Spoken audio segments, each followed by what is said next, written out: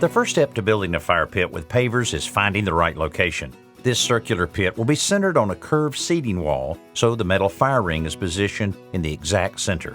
The blocks that form the pit are positioned around the ring so the outline can be marked on the pavers.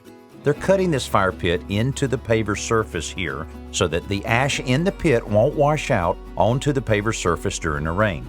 The full blocks within the circle can simply be removed and used elsewhere while the marked pieces are cut through and put back into position to form a perfect circle. Within the circle, the pit can be constructed. The tension of the surrounding pavers keeps the bottom layer tight, and construction adhesive keeps subsequent rows in place. The joints in each row are offset from the row beneath it to give the structure more strength. Using the fire ring as a guide makes placing the blocks even easier, so when the last row is complete, you're ready to build a fire.